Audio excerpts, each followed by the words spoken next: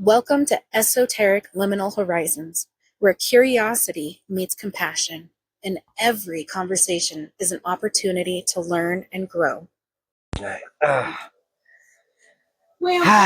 Here we are. Hello. Let me come find you guys. There's a little bit. There we go. Facebook, Esoteric Nexus of Liminal Horizons. It's been a while. Cool. It's been a hot minute. All right. First off, welcome to Happy Flaps Ranch, home of the Barracuda Swim Team. Oh, no, Swim Club. Sorry, not team. Club. Barracuda Swim Club. Mm-hmm. Yes, that's where Mr. Braydhan ended up at the moment. Would you look at that? He's not in California. Not yet. Whoa. We haven't told anybody any of that. I'm sorry. Actually, but that's okay. I know. A lot has happened. Alright, guys. So I was supposed to take off, head out to California. It was originally Texas. I have landed. Is this thing and connected? Cool. Like, I ran to the other room and didn't think about connectivity issues. So I thought I'd check that. Alright, anyway, sorry. I have landed out here at Happy Flaps Ranch. Damn, I did not want anybody to know where I was at. It is what it is. Well, I guess we're just spilling secrets tonight. I guess so. It's a Work It Out Wednesday. Woo-hoo. These are big. But I am currently, it's not like I want to be secretive, but also, like, things are so up in the air right now, you guys. It's crazy. Life be like that. Yep. So, in the meantime, while I am still here in the Montana area, I am doing some groundskeeping and helping a place get caught up with all the things that need done around here because it needs help. So, yeah. It's a cool place to end up. Right, and it's a beautiful, beautiful place to be. It was a wild drive out here. It was my first time being out here. Today is my first time being out here. And on my drive out here, I was like, oh my gosh, I'm lost. I'm totally not going the right direction. We're just going to trust the GPS. Man, did the GPS take you to the road down here, or did it take you straight here? Because it took me to the road over here. Well, I guess I don't know why I'm asking that, because you would have called me and said, hey, I ended up down here. Where are you? It's No, but on the GPS, it like put me right next to the road is where it says. And I was like, oh my gosh, because all the other things, like you see the roads and stuff. I'm like, okay, well, if it doesn't go all the way down the road, like what if it just takes me to the side of the road and there's nothing there? Just wait and see what happens, Whitney. I'm like, oh my gosh, it's just a mailbox. It's just, okay, there's the road. And then I went down the road. I'm like, okay, this is the only place down the road. And then I saw your car and I was like, okay, cool. I'm here. I got this. But then what? So when I had the fortune of being able to move out the original tenants of this place 2.5 years ago, 3 years ago. Oh, wow. Yeah. And so when I had come out here the first time, GPS sent us down that first road, or that road right before this, right before Happy Flaps Ranches Road. Anyway, and it kicks you down into this little gully, and if you keep going, you go around down behind Happy Flaps Ranch, and there's a sign that says, not the Barracuda Swim Club. Oh, no. And then you have to turn around, go back up, get on the main road, and go up a little farther and catch your road. So I was wondering if GPS had done that to you, even though I had sent you, like, the direct address. Because I had the direct address, and GPS did that to me. So I have never been to this part of the world. It is gorgeous. It is beautiful, isn't it? It is absolutely gorgeous. My gosh. You know, when we get done with the live, remind me. I have pictures. I have so many awesome pictures of clouds. I love clouds, you guys. I absolutely love clouds, and I cannot ask for better picture taking scenery.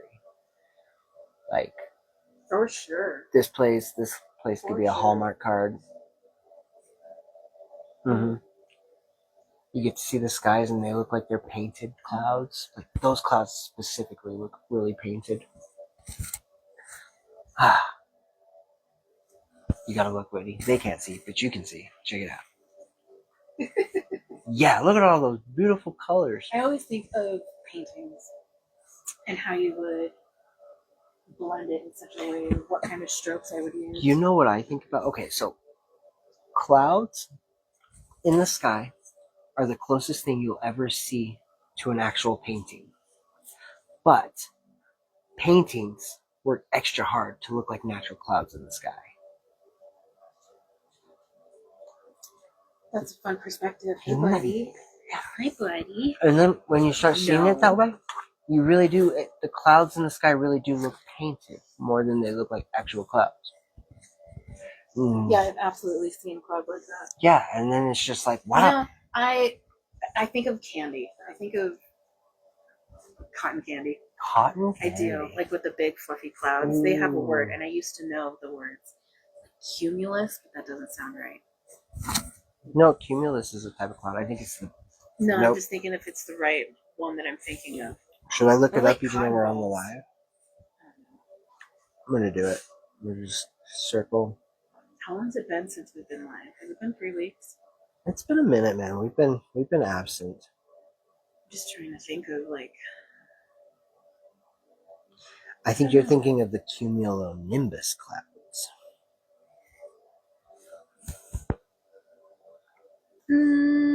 What was the first word you said?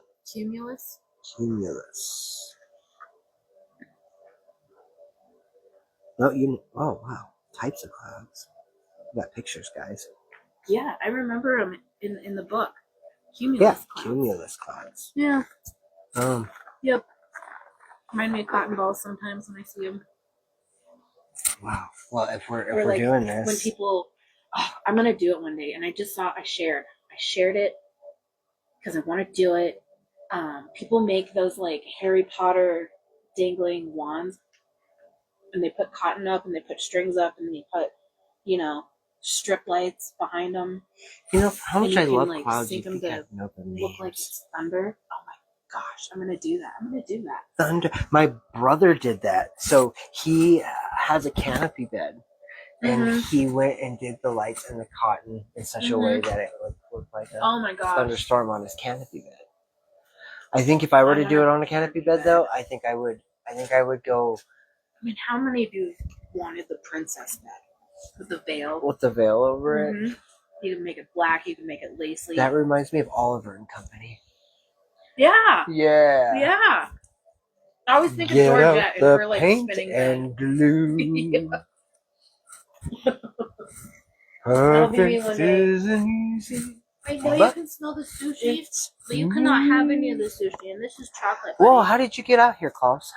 I already brought you inside once. I bet you. Hello, everybody, this is Klaus. He is a... St. Bernard poodle. Yes. A Saint Bernoodle? A Saint Bernoodle? Yeah. Oh, that. A poodle bard. A poodle bard. Hear ye, hear ye. A poodle bard is here. There you go, good boy. All right. Oh, yeah. Pose for the camera. Look at that. Just got his... Gorgeous. He just got his whole pelt shaved. He was a big, curly, cute looking boy. You couldn't even see his eyes, and now he looks like this. You can't have my chocolate. You can't have my chocolate. I know. We're gonna have to take you back inside, Klaus. Huh? Can't be intrusive. I don't mind hanging out here, but come over here. Come over here. Come over here. Come over here. Over here. Over here. Over here. Over here. Come on. Come on. Big boy. Look at him. He's a horse, guys. He's a horse. And when you pet him, he likes to lean against you. All right. Let's see if I can get him out of here. Oh, what's it? Boom. That's better. Go. Look at He's a good boy. He is a lap dog. Man. He's like a beeper when he's backing up. Yeah. He's a big, yeah, he's a big guy. For sure. So, what have you been working through these last few weeks? You know, I was thinking of that. Like, what has happened in the last couple of weeks? What do I say? Well, first of all, for the parenting plan, I had my kids from the 1st to the 15th. And, So greasy. yeah. I missed my kids while they were gone, and then we came back, and I got all the parenting time. And I totally forgot when I got him back that my son was in summer school, so I didn't take him the first day. Goodness gracious. It's been so wild, hectic, chaotic, crazy. And then, like, through summer, still waking up. And not only that, but I gotta get up and I have to take him to his bus by 6:45 in the morning.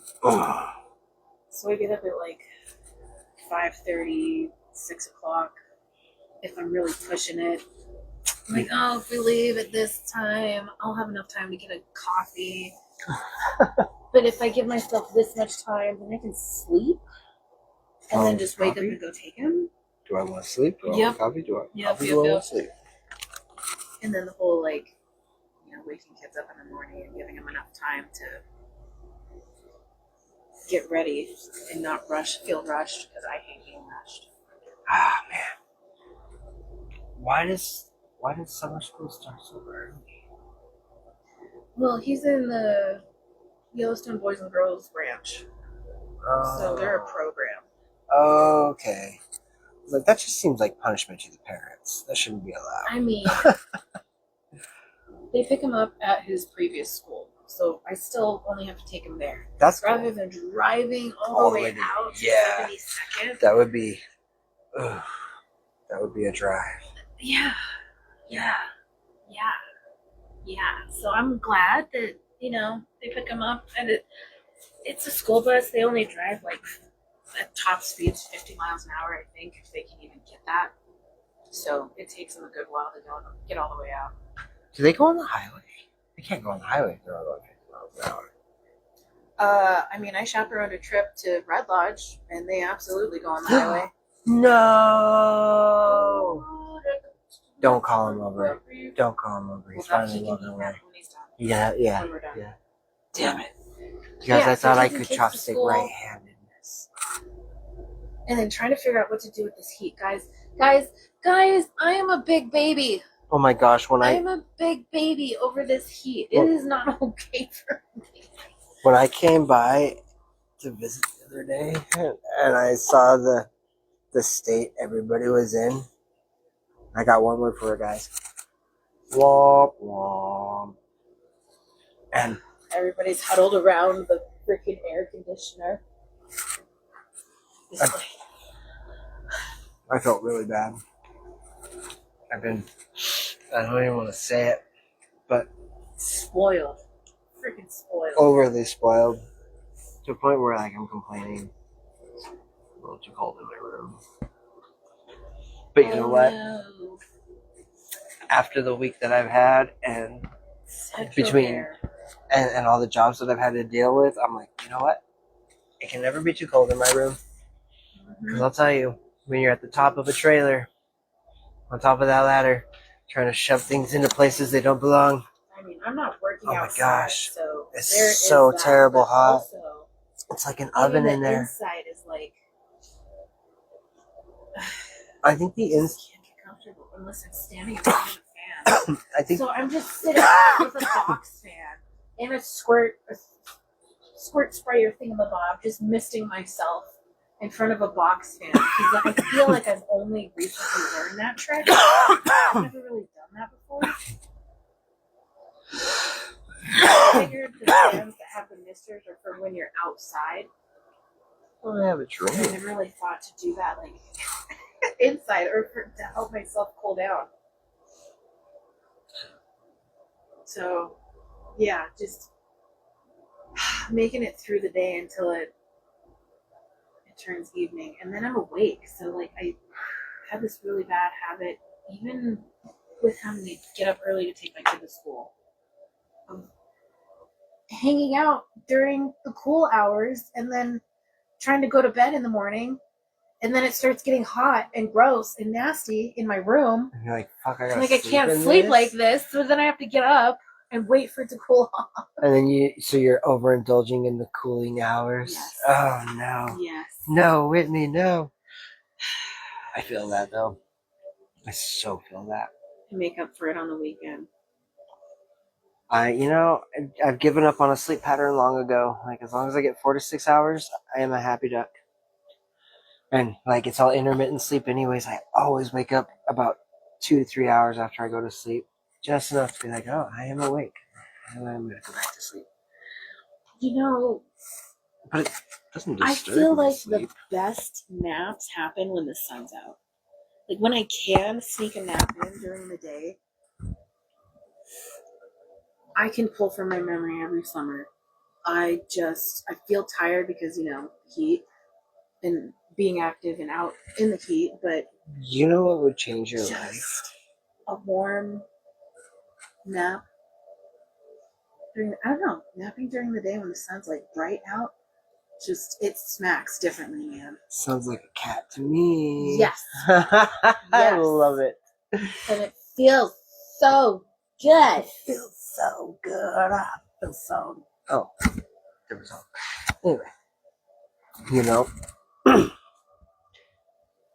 there was once upon a time where I had this friend that made me some cucumber and mint water. Mm-hmm. And oh my gosh, did I ever feel so just like, you guys, if you're really wanting to feel like refreshed during a hot episode, get something with mint. Citrusy mint. I'm telling you, mint and citrus pair so well together. It doesn't matter if it's oranges, it doesn't matter if it's grapefruit, limes, lemon, you can do it. Yeah, when I worked at Granite Health and Fitness, the water at the front, it was always infused with something. We put different fruits and whatnot in there. I never thought to do that with my water. They sell little things that have cylinders on the inside with grates in them to hold some sort of infusion. My first wife made some kind of like mocktail mojito once upon a time. I don't remember what it was in it. Oh my gosh. If I ever tasted that again, I would be so happy. It was the best summer drink. I don't remember anything about that summer, but I remember that drink. It was delicious. So, this last 3 weeks has been a huge lesson in humble pie. And learning to really just focus on self and really dig deep. You guys, we talk all the time about going in and listening to our emotions, finding our triggers, finding where it all sits at, right? But like,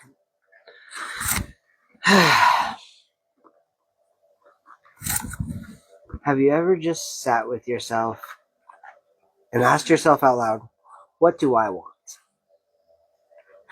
Not what do I want in the sense of like, I wish I could have this, and I would really like if this happened, and I want this to happen, but like, what do I want in this moment right now? What does Braydhan want?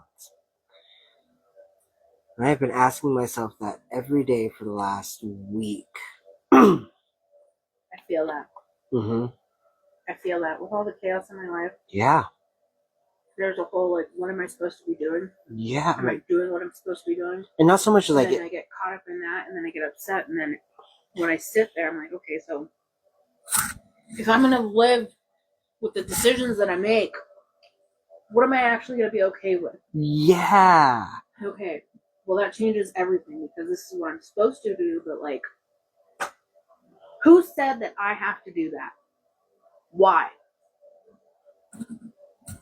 Okay, so technically these things are a must do, but everything else in between is more of a suggestion. And I mean, or like outside opinion, you're supposed to do that. And my thing was like, I am rehabilitating from codependency. I have been for the last 3 years. It's been a rocky ride. And learning how to be alone with yourself, being your own best friend, but really asking myself, like, what do I want to do for me? Because as somebody that's really hard into codependency and recognizing that and like working backwards from it, I always want to help others. I always want to be in a position to like do the things for the peoples. Let me just drop what I'm doing and show you how badass I can be. Not because like, look at me, I'm a badass, but just because I really get a kick out of being able to show up for people, right? But in that, you don't think about yourself. And you think about yourself. And you've gotten so used to making yourself fit into everybody else's scenarios that you don't really ask yourself, what do you want? What are you doing? What are the actions that you are taking actually doing for you? And after this long 3 weeks, I realized that there are patterns that I am still walking, that I am learning how to break in real time. And it's freaking beautiful to be able to have awareness of in real time pattern breaking. Like that's a level of be here now that I have been striving for my entire life. And I don't know what to do with it. I'm way out of my league. I'm so happy I found the door, but holy. So now I get to slow down even more than I already have and sit with myself for even longer and listen to what is mine. What is mine and what isn't. How is it sitting alone? You know? Describe it. You want somebody to talk to, and you feel it in your heart space. And you can feel it reaching out to connect with something, and you yearn for it. You want it. You almost crave it, right? But you don't acknowledge it because you're not actually aware of it until you are aware of it. And so you go through your life just like feeling all of these, like I just needed to latch onto something. So when there's nothing for it to latch onto, there's a spastic moment of like, oh my, I'm alone and there's nobody, and you get kind of sad face and sorry with yourself, and you're like, fuck. And then you get somber. And you're like, oh, that was kind of a cry for help. And yes, we as humans are pack animals, you know, like we need community. That is very important. But it goes right back to what I've always been saying, learning how to choose yourself first so that you can choose others. Because you can't really choose others until you know how to choose yourself. And in order to do that, it's really learning how your own brain works, what tricks you're playing on yourself, and why are you uncomfortable in the loneliness. So after you get past that somberness state, because that somberness is like, that's where you get clarity. That's when you're like, oh, I see the pity poor me. And it goes one of two ways. You can go apathetic and you can be like, oh, life is whatever and I don't need this, and cut off your emotions. I've done that. That's not great. There's this other nice little tiny trail that isn't very noticeable, but if you hang out long enough in the somber state, it becomes brighter. And in that state, you realize what it really means to give yourself everything you ever wanted from anybody else. You don't know how to do it, but you understand it. Right? And it's like, that's the doorway I'm walking through right now, is now I get to learn how to show up for myself because I recognize that I can. Instead of forcing myself to do it, instead of gaslighting myself into being the person for me, it's okay, I'm doing this for me. Like, we're doing this because we have no fucking idea. We're grasping at straws. But really, honestly and truly, acknowledge yourself. Acknowledge yourself, and then acknowledge yourself some more. And then when you think you're done acknowledging yourself, acknowledge yourself just a little bit more. And then go have a prayer of any sort with whatever higher power or non-higher power that you believe in. You know? And if you don't believe in a higher power, then go have that prayer with yourself and listen to what yourself has to say. Because I tell you what, there's a whole nother ballgame when you start stepping into this area. Like, life really does slow down and speed up all at once, and it's a weird juxtaposition to balance into. And that has been the culmination of my last 3 years, but especially this last 3 weeks. I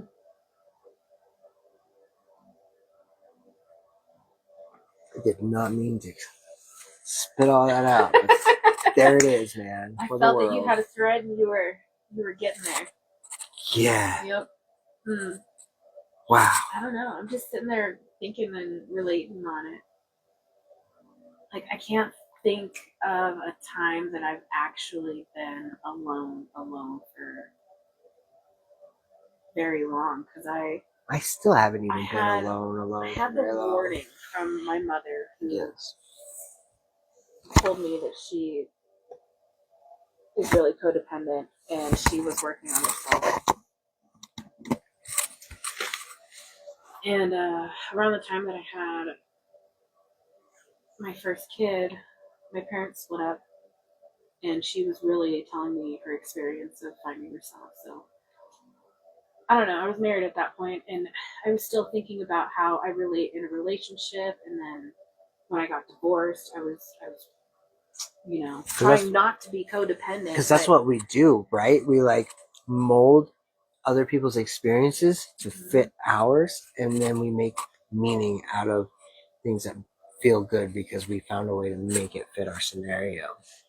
But I don't think that I've ever really sat with myself for very long, because I notice it in other people, and I definitely notice it. Oh, it's not me this time. It's always my alarm going off. That's pretty cool. I was never single for very long, and I noticed it in other people when they would jump from one relationship to another. And I absolutely started recognizing that after a relationship, there's a period of time where you need to check yourself before you wreck yourself. Rebound. Because that's what the next relationship is. It's a patch, a band-aid for the hurt that you feel, to fill the loneliness, that you not being chosen, and this person picked you, and there's all sorts of things behind it, and safety, the romanticizing. So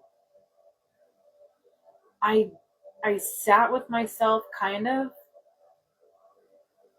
the last time I was single, but I didn't really. I was more working on me and empowering myself. But you did good with your like whole empowering thing, bro. Like, singleness was forced upon me this last go around. Like, not only was I not ready to date after my second wife by any means, but also like there was not a snowball chance in hell that I was gonna find a girlfriend. Like, it did not matter. When I first started, I was so desperate to connect with anybody, man. I was connecting with scammers and bots, and knowing full well that I was connecting with scammers and bots just to maybe possibly get one of these to like not. And maybe like not so much the bots as the scammers. The bots were just fun, but the scammers, I'm like, I couldn't stay off the dating site. It was terrible, man. Terrible. Just to talk to people. Yeah, the dating sites so are bad. Oh my gosh, they're so terrible. I don't miss those awful. days. They're dirty. They're a black hole. Well, when I was there, they were a black hole. I mean, felt like it. I can't say that because I found Iris through Tinder, and that was way to name drop. Hey, and that was a beautiful connection. Like, hell yeah, right? So like, there's beauty in it, but it is pretty gunky. You gotta. Well, it was just the energy behind it, because I was so. I was lonely and I was looking for connection. And I couldn't go into my own community. I couldn't step outside the house. And go see. Yeah, Yeah, you just go. so I was just sad faced, like, somebody talk to me. But I mean, also think about it back then, like 15 years ago. That was the first time. Either which way. Back in the past, there wasn't.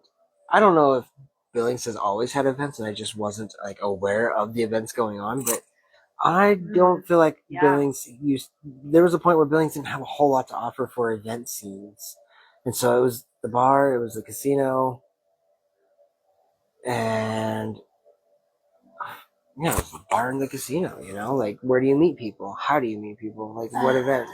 I don't know. When I became a mom, I was looking for all sorts of ways to do things because I was a stay-at-home mom in the beginning, and I was not given really even an allowance. So I was just trying to find free things to do, and holy cow, I found so many things to do. The websites, I found the places to find what was happening. And some of those, you know, they have their little anniversaries, and they're like, you know, we've been doing this for so long. Wow, and I didn't know about this. And there's all sorts of clubs and meetups and all sorts of things that I'm still finding out. I think I was just too narrow-minded back then. I just did not think to look, didn't know how to look. The Strawberry Festival, well, yeah, and you had the big events like that, but like, no, but that's we where didn't have found other things. But we didn't have like an EDM scene. We didn't have. I just feel like when you get on Billings events, like there are always things going on now that it wasn't always like that. Yeah. There was a time where technology. Yeah. Technology. But it's really cool that it's happening because it does make it easier to be able to meet people. It's no longer absolutely. I can only meet people at the bar because it's the only place to meet people. Like it's such an outdated modem anymore.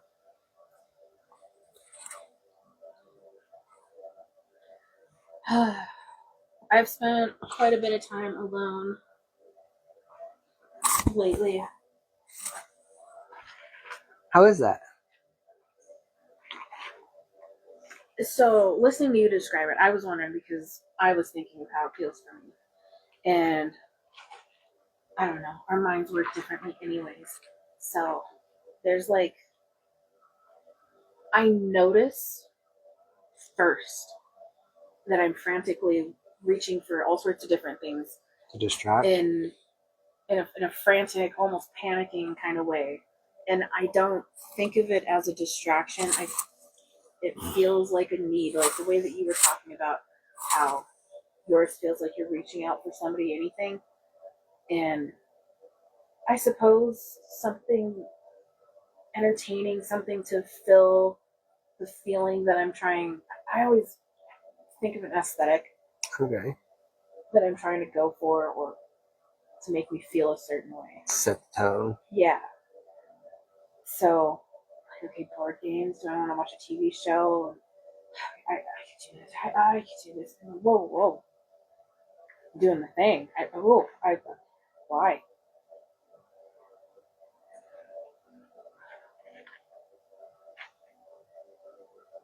I'm lonely.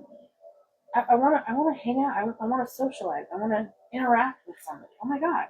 Okay, well, and then I go through a list of people. Like, oh gosh, you know, nobody would want to hang out with me, or so and so's busy, or it's this time, or it's a certain day of the week, and all these excuses. It's fine, and then I start looking for things again to make me feel good because now I know what I'm looking for. Okay, and then I can kind of slow down. Like, okay, if I was my friend and I was trying to soothe somebody, I would offer something to distract you, to keep your mind busy, to engage you. Do I want to get creative? Am I looking to like cuddle up and have a good movie sesh with some snacks and like put on a candle? Because oh my gosh, lighting a candle does something. Damn, I never thought to like soothe myself. It's just a self-romanticizing in a way. Man, I'm over here just sitting here like, well, I guess this is what loneliness is, so let's just sit with it. Holy fuck. No, I think of ways that a friend would like make you feel better. So, wow. Okay, Well, you know, it wouldn't feel so bad if I made like some popcorn and set a thing up and made a nest of things, sweets and salties, and then lit a candle and turned on a movie and a blanket. Like, okay, taking myself to a cute little movie night. But then that feels too much, so I don't want to do that. I can just throw on a TV show, or I could cook something. And then I started thinking of people to reach out to, and then I reached out to you, and you didn't really. Yeah, you were busy. I'm like, oh no, it's happening again. Oh no. Like, oh, it's cool, you know. It's fine if Braydhan can't come over or hang out or play cards, and it's this day of the week and it's this time at night. That means I have to sit with myself. So now I really have to do it. I just have to commit to the fact that I am by myself. and it's yeah, and then it goes somewhere, and then either I pick something to do and really actually take care of myself and do something, or I put myself to bed. Yeah. I guess I kind of in It's like a mini panic attack. That's so funny. Yeah, no, when I start feeling that loneliness, I notice I'll start scrolling through my messenger, like, who's got green dots on? I'm like, whoa, Braydhan, what's going on? Well, I just want to have company. I want to talk to somebody. Okay, all right, but like, why do you want to talk to somebody? What are you feeling? Well, I just need to connect. Yeah, all right. Do you have something specific that you want to talk to somebody about, or do you just want to be in somebody's ear?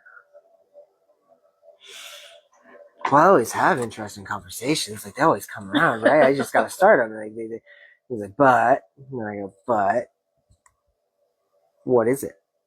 Like, what are you wanting to actually talk about? I don't really have anything to talk about. Okay. So this feeling of being alone and wanting to connect, like, why does it feel so, I don't know. Why does it? And that's, yeah, like, because it's like exasperated. And that's when I noticed the energy tendril that's like reaching to latch onto something. And I was like, oh, huh. So it's kind of like when a water hose is on full blast and there's nobody holding on to it. It's just going all fucking willy-nilly. And I'm looking for somebody to hold on to that water hose.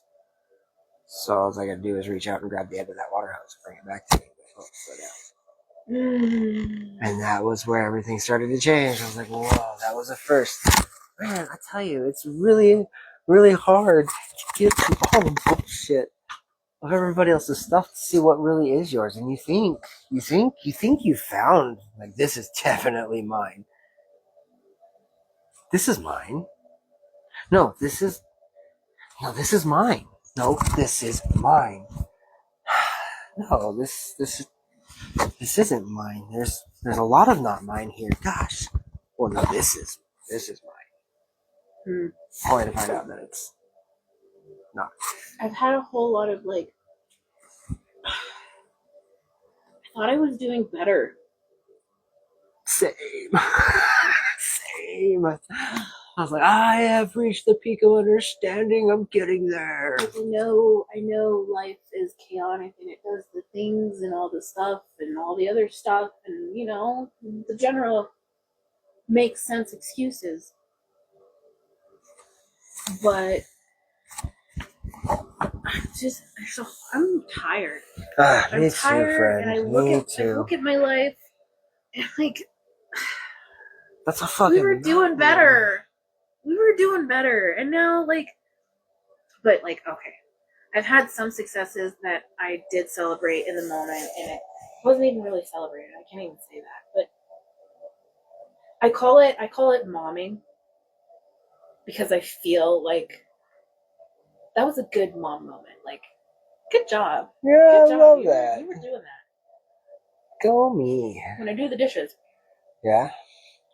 Because it's an aesthetic.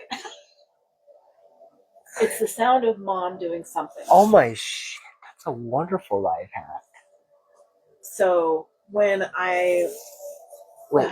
It sounds weird explaining it like this, but like I want to do something with my kids, but they're actively engaged in something else, and I don't feel like inserting myself. I don't want to insert myself, but I kind of want to do something, and I feel like I'm not doing anything, so I do the dishes because as the kids come through and do stuff, I'm doing something too. And it's the sound of mom doing dishes that I think back to in my childhood that it's vivid. Mom was doing things. She was moving and she was making noises. Speaking of noises. So, congratulations. You got the dishes done. When you, and, like, you mom. when you said aesthetic, I instantly thought of, like, lo-fi music with the sound of a busy kitchen at a restaurant. Mm-hmm. And not so much the noise that you would hear yelling, as much as like the clanking of the dishes, the din of the clanking of dishes and pots and pans and all the things going on around. Yep, all of that. I wonder if that's an aesthetic that like you can actually find. Yeah, I could guarantee it's on YouTube. Bro, you could just you might even be able to find it on Spotify. I'm manifesting that right now. You could just put that on, start your dishes. It made me feel good about myself because hell yeah, I was providing that for my children. Well, and look at you, look at that. And I did the dishes. I was like, you just took dishes and you took the meaning away from what dishes normally holds for you, and you turned it into something beautiful. Oh my god, I did. And now dishes are never gonna be like, oh fuck dishes, because you have something beautiful to look at. Yeah, exactly, right? Mm-hmm. Like, I know, I think it's the most ironic thing that my biggest childhood, well, I mean, maybe not my biggest childhood trauma, but dishes were really big on that list, in my opinion. It was a punishment. Yeah, and now it's my thinking space. Like, cleaning is my thinking space. When I clean, I can think. You know? I really did turn it into something else. You did. Because I really like making that noise. When I can't watch TV anymore, when I feel like I haven't done anything. So do you wash dishes extra loud? No, I still like making the noise and doing the thing, and the kids are like, "Look, mom's cleaning." I love it. So, no, not really. How fun. I still like to put on music when I'm doing it most of the time. Or I've gotten really big on the TV shows, like classic TV shows that I can just turn on in the background, like I Love Fear Lucy. Factor. Oh. We have different versions of classic TV shows. Well, no, I do. Like, there's Little House on the Prairie is now on Tubi, I think. And I watch like the 1930s, 60s Swiss Family Robinson. Oh, that would be a cool one to get into. There's a TV show. Man. Oh my gosh, it's great. I love it. Oh, what is it called? It's also black and white, and it was during World War II. MASH? No, the other one. It was similar. It was a similar thing. No, it wasn't similar to MASH, but it's Hogan's Heroes. You gotta watch Hogan's Heroes. That's a great one. I love that shit. I found this other one though. Okay, so I found two. There's one called. I want to actually watch that one, and I want to watch the other one too. So it's not really a background show, but it is an old TV show. It's called Dark Shadows. Like there's a new one on Hulu or something, and it's a comedy. But Dark Shadows is like old murder mystery, kind of horror-y, but it's so vintage. Vintage. And then Andromeda. I haven't seen that, but I'm currently watching through that. And I love it. It's like Star Trek. But like maybe even pre-Star Trek. Star Trek. I love Star Trek, the original series. Those 3 seasons, bar none. Stargate. I've never gotten into Stargate. But what I really loved about Star Trek was the creativity, man. Like anything back in the 60s that was sci-fi or spacey, they had to get so ingenuitive with how they like portrayed their stuff, and they fucking nailed it, man. There's a black and white. It might be corny, but TV show that I found. I could get into that. Where's that at? Is it on Tubi? No, all the ones that I mentioned are on YouTube. It's free TV with ads. Okay. All right. Yeah, it's I'm so about that. Sherlock Holmes, Andromeda, and Dark Man. Shadows are all on. You know what's a really good movie? Also, it's a freaking tearjerker, guys. So don't get mad at me if you decide to watch it. But it's called Deep Sea. It's a movie that's free on YouTube. Oh my gosh, so beautiful. The animation is so fucking gorgeous, but the storyline is gonna get you. Very artistic. Yep, very artistic, and the plot gets you. I think it's good. I just watched one. I love it. And it's totally like movie night movie. It's called The Green Book. It's on Netflix. The Green Book. I don't even want to describe it. You know what else is another really good one? Oh, somebody knows it. Somebody knows it. Oh, yay. I don't have comments. Why don't I have comments? Thanks for joining us, what is that, Maggie? Oh, we don't have anybody commenting, do we? Oh, thanks for watching, Maggie, Ari, Jessica, Rick. Yes. Hello. Braydhan. It says Braydhan on there. Braydhan. Thanks for watching. How you doing, Braydhan? Whoop, whoop. Yes, The Green Book. Look it up. Watch it. It is great. If you guys have HBO Max, you should check out Belle. It is a Japanese rendition of Beauty and the Beast, and oh my gosh, do they nail it in such a cool way. Like, it definitely does not, it takes elements of Beauty and the Beast, but it does not have the same storyline as Beauty and the Beast, and it's yummy. I've watched it, but I have to look that up. That one's really cool because it really brings into focus the media world in a whole different sense, because people get to go in as their own. It's more like the meta world, but on mass, and it's like a place where you can instantly become famous or instantly crash, and everybody's always fighting for views, so on and so forth. And this girl has talent. Oh, singing. Yeah. Okay. She's like flying on a fish or something.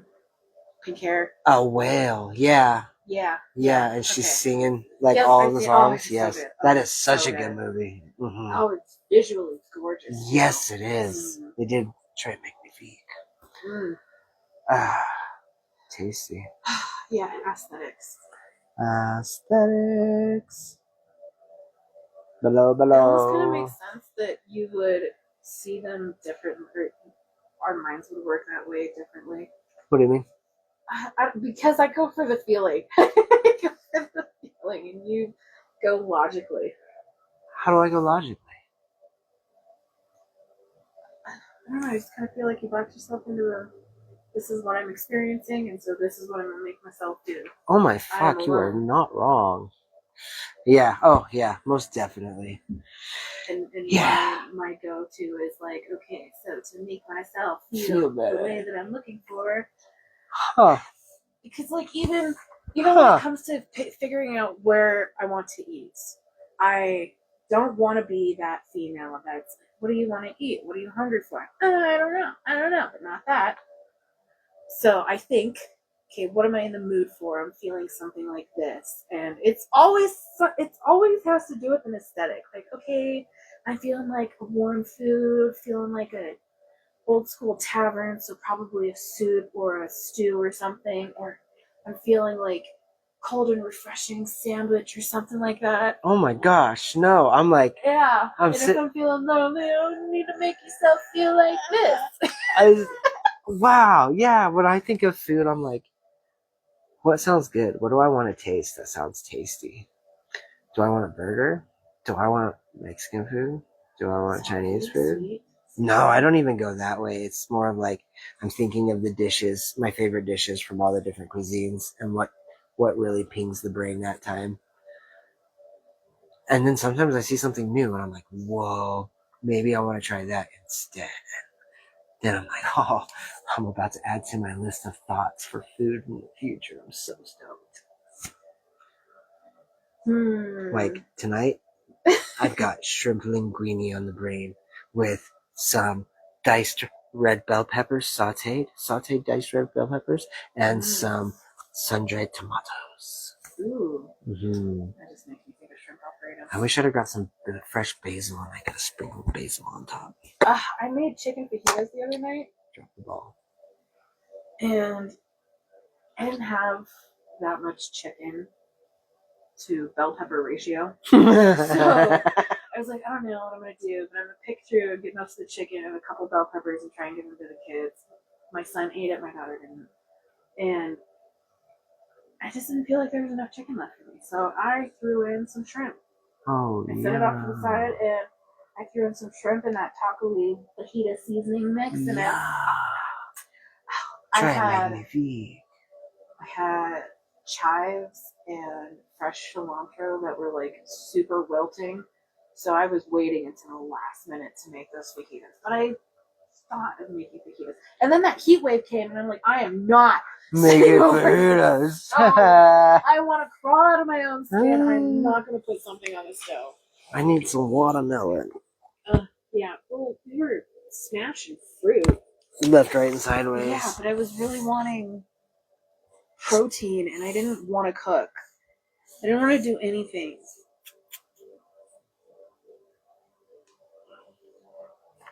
I did not. Oh, and one of my cool, like, I don't know if you guys know about this, but I was finding all the different little hacks that I could to keep myself cool. And I didn't find my bandana until later because that was like the perfect length, the perfect shape. But like a hack to it, I guess, is I put ice cubes in a sock and I put it on the back of my neck because I was dying. Oh my gosh, I was so pathetic. Such a baby. It's not okay with the heat. It's not okay with the heat at all. Like, sometimes I would go to bed with that sock on the back of my neck. I'm telling you right now, any day of the week, if you do not have air conditioning in your house, it's better to be outside. It's just better to be outside. Why be? No, it felt like being in a sauna. Your house is the same heat as it is outside as it is in. Sometimes it wasn't. Sometimes it was just a little bit cooler in the house, but not enough to not make me feel like. Nope. At that point, I'm gonna sit outside. At least outside,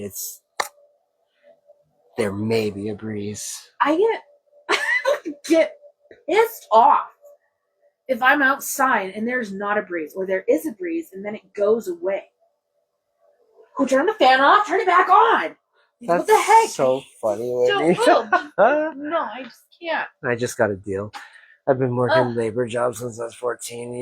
You don't get choices. You're just like, all right, this is the temperature. Talk about pampered. Okay, this is the temperature. I'm actually really grateful that I don't have that. Not you, I mean me. Like, not having to work outside jobs. There were times where I did work outside jobs. I mean, I'm grateful that for the people that do have to be out in that. I mean, I'm grateful that I don't have to, like, experience your experience. I'm glad that I'm just numb to it. I'm like, oh, I guess this is the temperature. Even if it sucks inside. I'm colder temperatures, though. To the heat flashes, hot flashes, when my perimenopause starts kicking in and all that. You just gotta hope it hits in winter. Well, when it starts. I know it can get worse. I mean, but could you imagine? Could you imagine going pre-menopause in summer?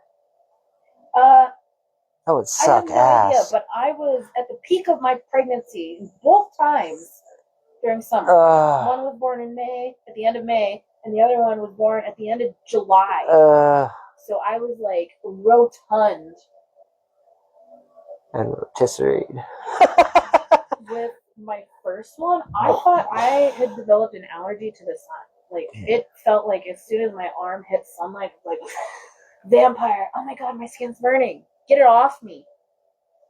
Like, I don't want sunlight on me at all. Ugh. That was something. And then with my daughter, having her at the end of July. Yeah. And I still feel that way about heat. Sounds like some trauma. Oh, well, man. You know, when it's cold, you can put on layers. You can keep putting on layers. And when it's hot, you can only take off so many layers. And then you want to start peeling off your skin because it wasn't enough. Huh. But I still would not prefer to be cold. Yeah, would you rather be freezing cold or sweltering hot? I'd rather be sweltering hot. I can deal with sweltering hot. Freezing cold is a whole nother ball game. It's suffocating when it gets too hot. Yeah, but when you're super, I don't know, when I'm super cold, man, like, your body starts convulsing. You get little spasms and twitches, and then before you know it, your muscles start cramping and your fingers start curling in. Everybody says hypothermia is a great way to go. You fall asleep. Yeah, that's good. good. Heated blanket. I don't mind being chilly. I don't mind it being cold, but as long as there's not. You know, I'm really over the snow. Yeah, I'm just, as long as it's not snow. I'm really over the snow. I would like to. If there's a perfect world, we get like 2 weeks of winter, and I get my like sledding fix in, I get my snowball fix in, I get my like cuddle up, snuggle next to a fire. 2 weeks? Or like, yeah, oh yeah. I think I could go work. It'd be like a vacation. I would plan my vacation around that cool winter. I think I would I could handle like a month, like the maybe hot 2. Being in a hot spring while it's snowing and there's ice everywhere, best experience ever. You know, with Montana weather, how it's been, like, that's basically what we've been experiencing for winter. Yeah, but the wind. The wind is The wind is something else, that is for sure. during winter. It's, ooh. Mm-mm. Mm-mm. Go back to fall weather. 2 weeks of snow, and then cold fall. I love spring. fall. All those beautiful Fall red be and the orange in-between and yellow. Oh. For all of that between, except for spring and summer. Yeah. Yep. And we're already looking at the Halloween times anyway. It's crazy. Fall is like sunset for the year. I love that. It even has the same color scheme. Yeah. I love that.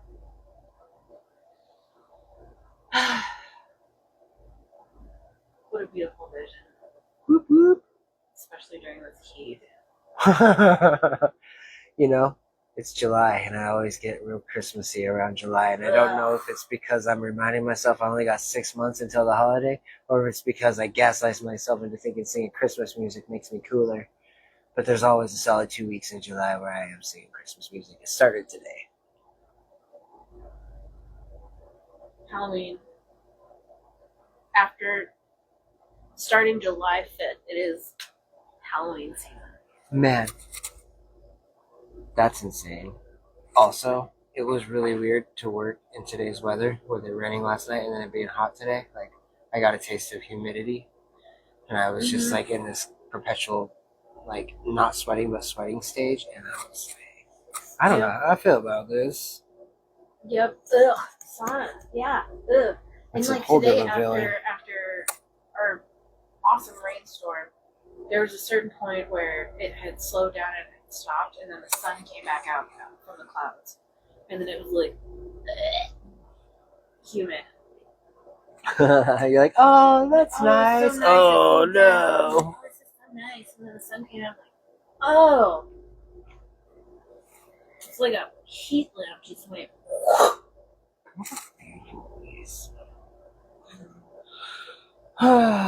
Man, what a day, you guys. What a week. What a life. So I was just feeling social, and I felt like it wouldn't be too difficult with what we both have going on to just hang out and come back, see you guys, visit, Say hi.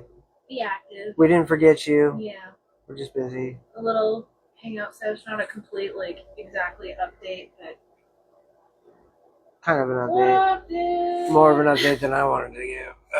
It's okay. We didn't have very many listeners. It would get out eventually. Yep. Maybe possibly. Yeah, I mean, it's probably like the world's like worst kept secret. So not like I'm trying to keep it a secret, but also I don't know. I feel weird about updating people on my life about my life, especially on Facebook, because like my personal Facebook, is all just like stuff for the crowd. I do not post any of my own personal stuff. Something to be like live on Facebook. I'm not here to like overly update people on my life, and maybe I like the aloofness of people not knowing exactly where I'm at or what I'm doing.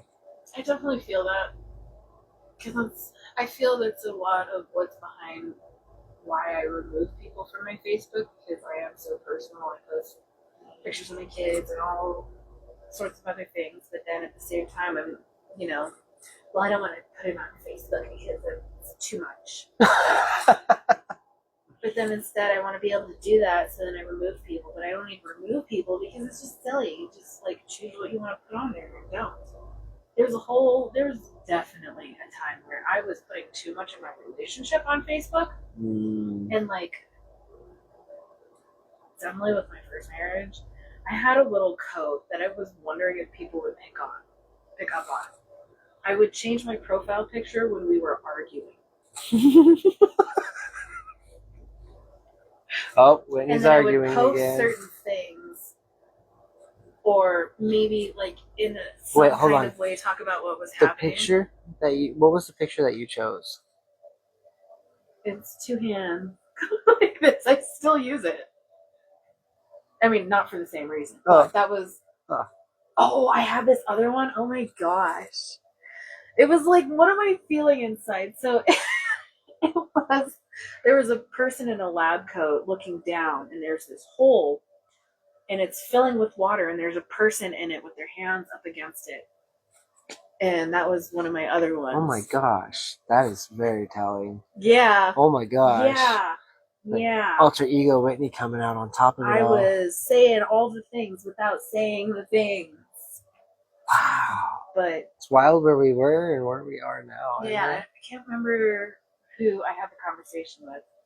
If it was a friend or if it was a relationship, but there was a discussion about posting things on Facebook. And then I had to think of it differently, and I hadn't thought about, like, how would your person feel knowing that you're telling all sorts of people or just blasting it on social media? Like, well, it wasn't for them, it was for me. Mine was always like, yes, but what you do affects other people. Mine was always, my kids are going to see this one day. I don't want them to know that I was arguing with mom about this, that, and the other, so I'll just keep it to myself.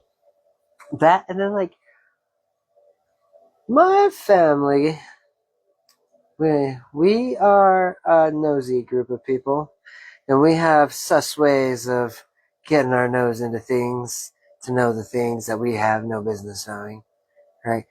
And, like, I don't know what those ways are, but everybody seems to know everything about everybody's business in our family one way or another.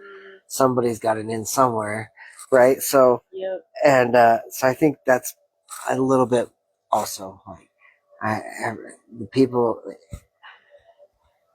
people really want to know about my life. They'll figure it out. Otherwise, like, I don't really need to make it easier for them.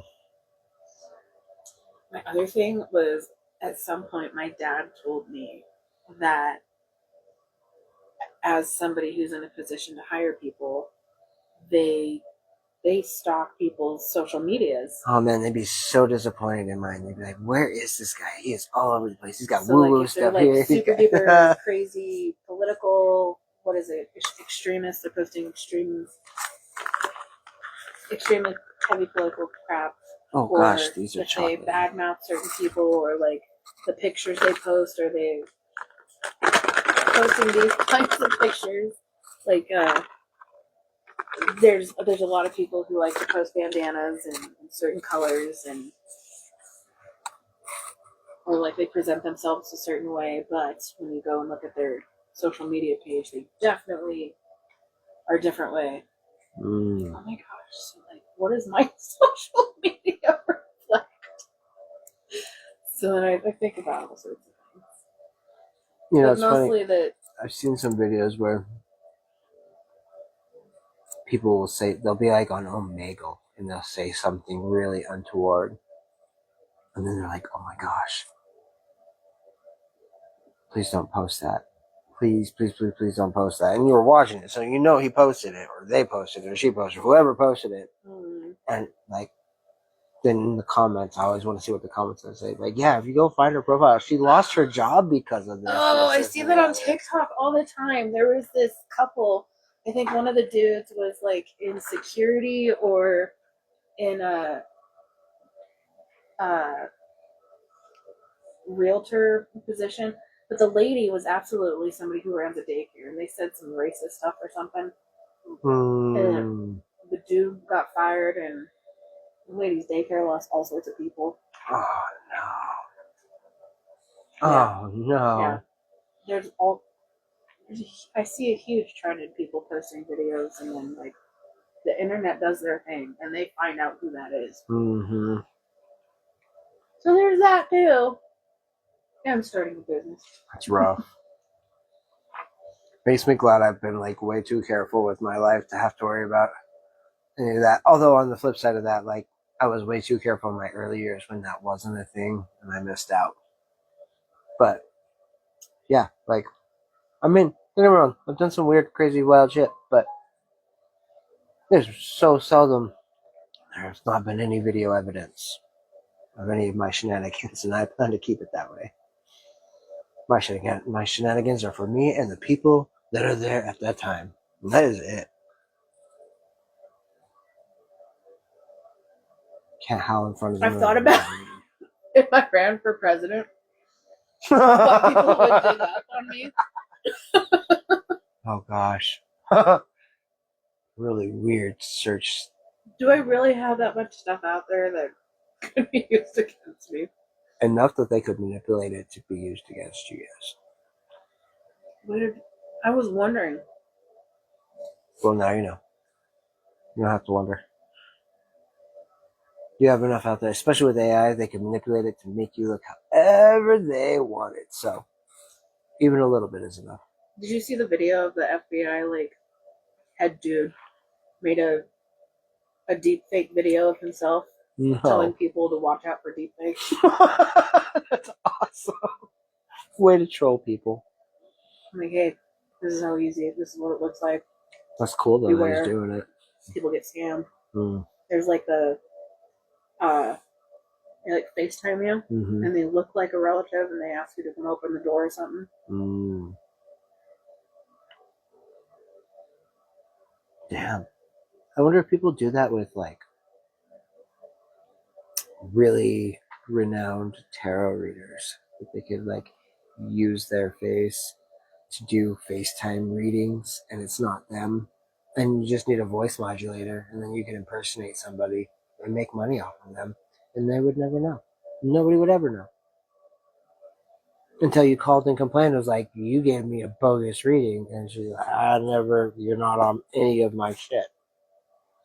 And then somebody would know. Well, that's a creative thought. I bet people are out there doing that. If I thought it, it's already happening because of the collective consciousness pool, so on and so forth. Wild to think about. Is it like Rule 34? Anything you can think of is on the internet.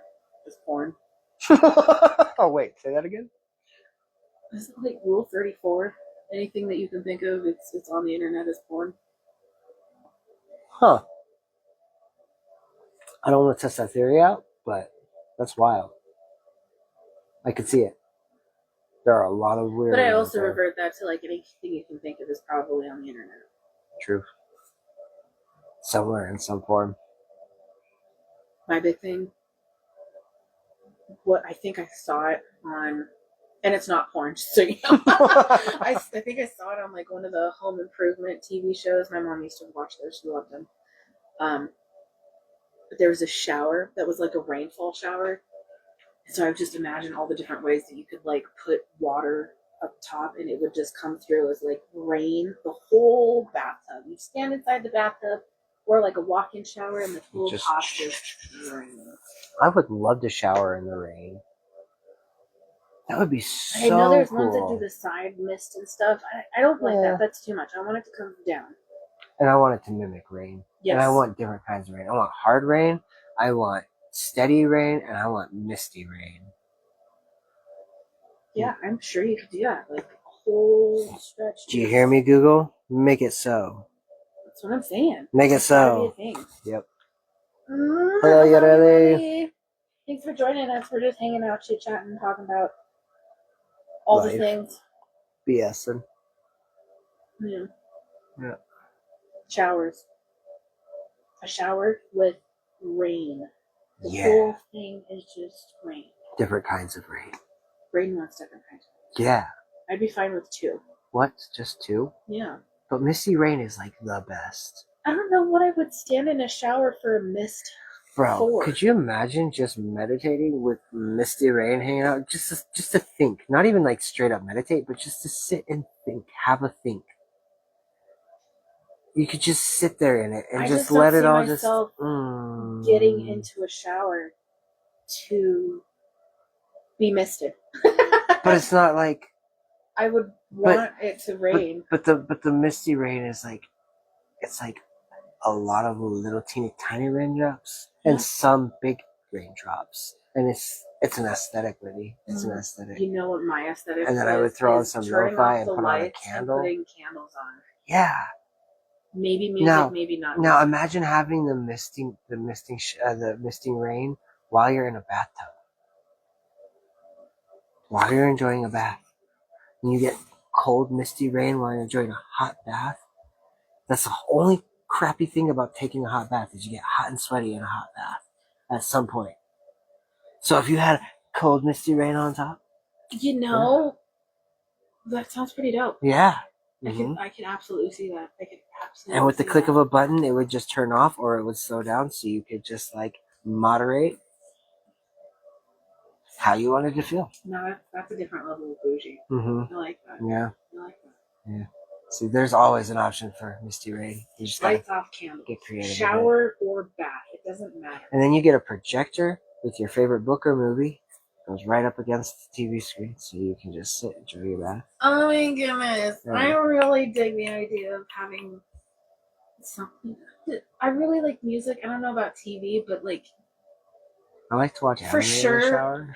I do take a TV. I have a travel TV, and I do watch TV when I'm in the bath. And I think that is, like, that's my level. That's my bubble bath. Yeah.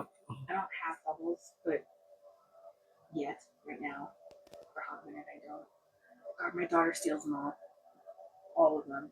She's got the bath bombs and everything. Well, you just keep them in She uses them all. your drawer, in one of your clothes drawers. Then she can't steal them. Because they usually have a bubble bath. Yeah. Substance thing with God. I don't know. You just gotta hoard that stuff away. I'm a pushover. Especially when she wants to take baths. I'm like, oh my gosh, girl, yeah, take a bath. Love that. Get it. I don't have to remind her to do anything. And it's something she enjoys doing. So I just give it to her.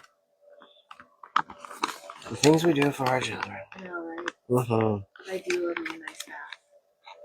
God, I wouldn't take one in this weather. Holy crap. Ugh. An ice bath? No. An ice bath? No. I don't do cold plunges. I don't. Bro, you are missing out. No, opposite. I want to be in the heat while it's cold outside. I think that's super cool. I'll do like a lukewarm plunge. You know, you're not wrong. It took me forever to even like cold showers. And even to this day, it doesn't matter how hot it is. I start out with a hot shower and I work myself to cold because I can do a cold shower. I cannot. I can work my way to a cold shower. I can work my way to a cold shower. But I can't step into a cold shower. After the cold shower, I'm humid and gross and sweaty again. Are you? Yeah. Just dry off more. It's because I dried off. Oh, well. So if I do cold and then I turn it warm before I get out, then you're like... Then I'm cooling off. Okay. But if I'm cold before I get out, then I get nasty sweaty. I fucking love the feeling of getting out of the cold and stepping into the hot, warm air. It's like, yes. And then all those cold droplets stay cold, and then they get slightly warm, and then I'm dry. And then I go about my day. If there's enough air moving. There's not enough air moving in my bathroom.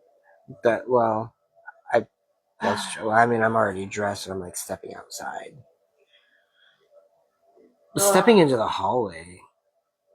I hate being sweaty and putting clothes on, or being damp or moist, period. Moist. And putting clothes on. Like, the worst thing is putting socks on a wet foot. Oh I hate when people do that. That is... Yes. What? Why? There's a technique to it. When I watch yes. kids do it, I'm like, why are you doing it? And they still stand on your feet and they're wet. If you roll them all the way up and stick them onto your toes first and then roll the sock on, it's a totally different experience. It's the only way to put a sock on a wet foot. No, I use the outfit of the sock to like put on. Where the fuck did my fuego go? I found you. Chair in your pocket. It's in my chair behind my pocket. Some yummy. What is this? This is some Sutliff black cherry. Yummy. My husband had this like Irish cream one. When he lit it, it smelled like chocolate chip mint.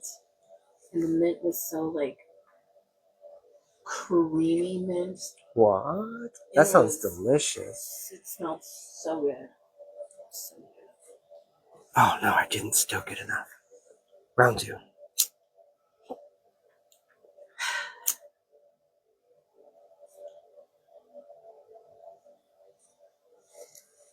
Maybe, we'll see.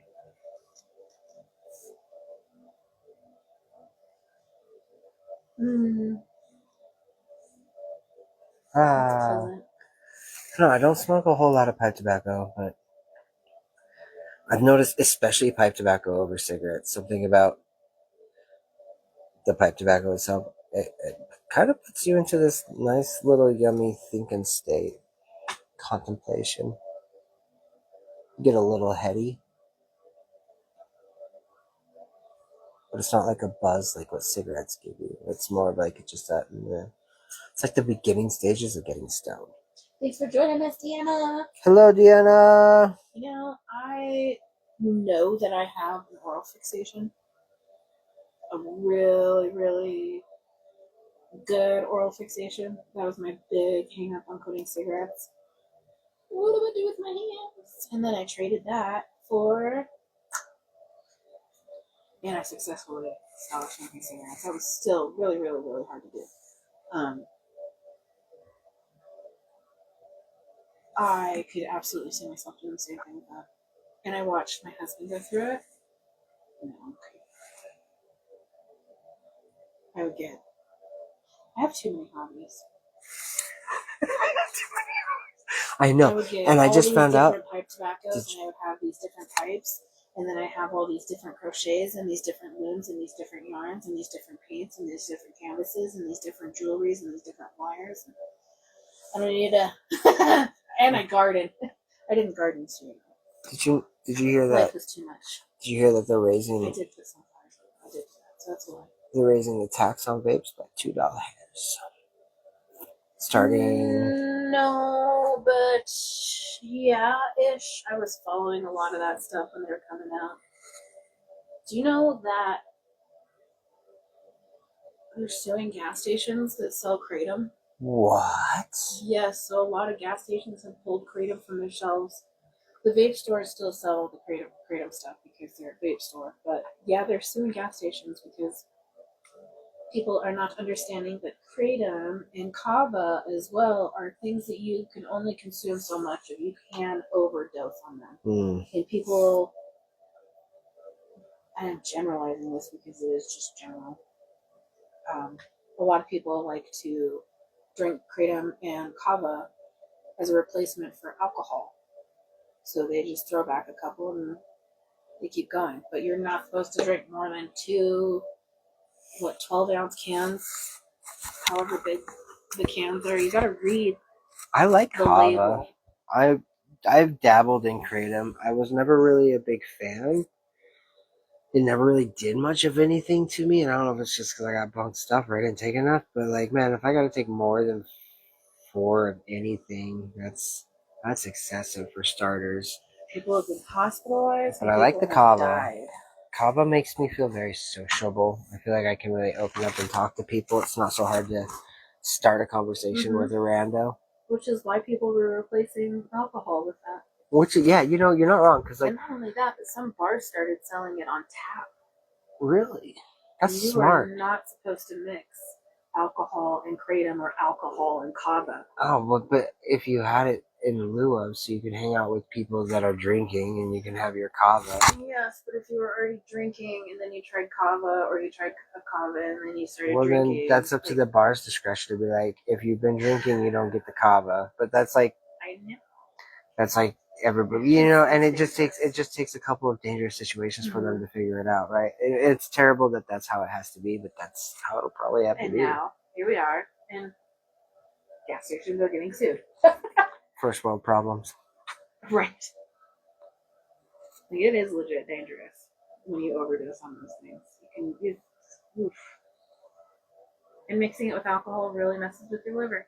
Man, it's funny that most things that you mix with alcohol are not good for you. It's almost like alcohol may not be the best for you. You know why they call them spirits, right? I feel like I've heard this before. It's because they are so strong that they have the potential to spirit you away. That's the whole blackout, right? That's where your body is so toxic, the spirit leaves the body. I feel like I've heard it as a spirit eater. I could see it that way too. Definitely. Because it pulls you into a lower vibration.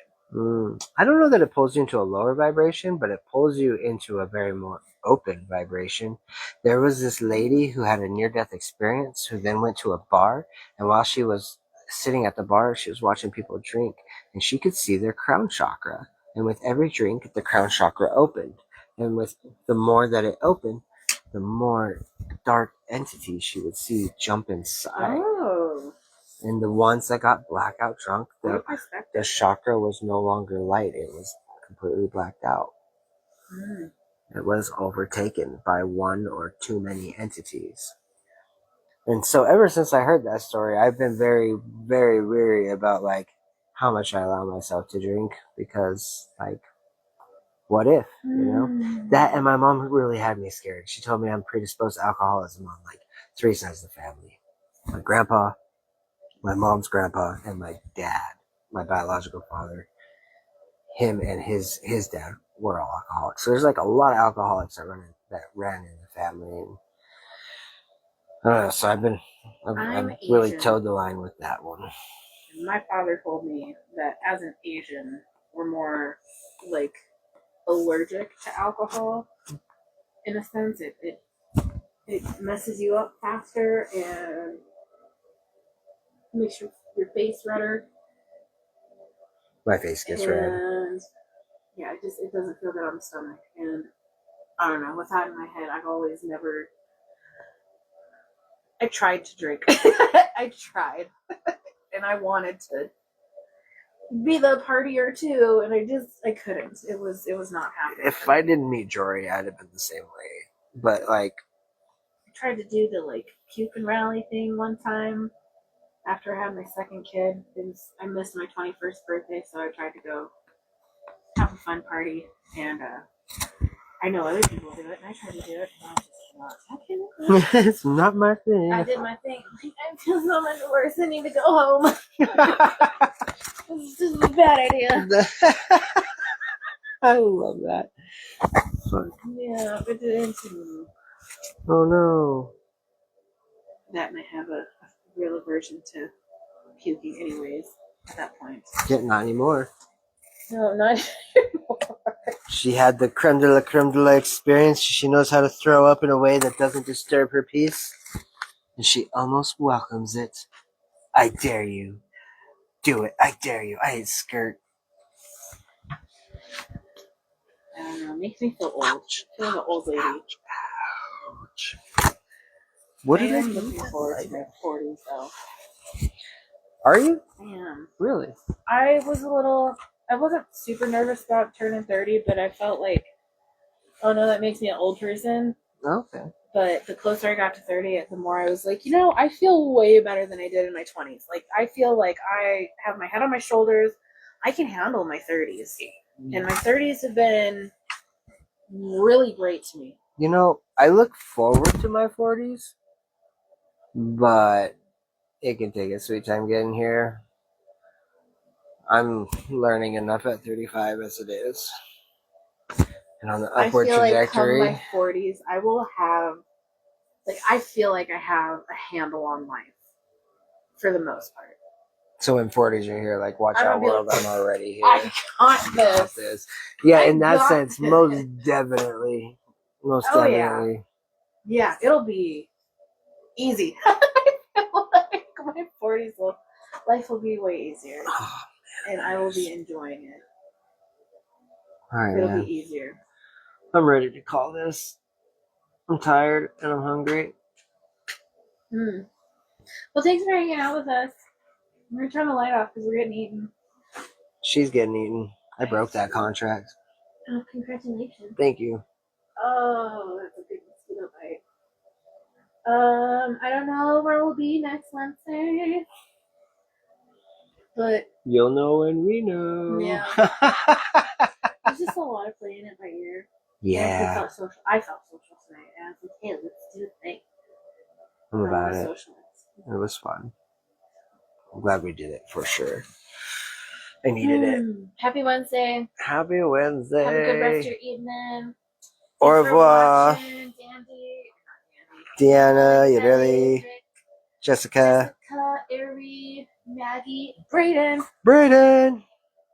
Good night. Bye. Until next time, stay curious, stay compassionate, and keep exploring the horizons in between.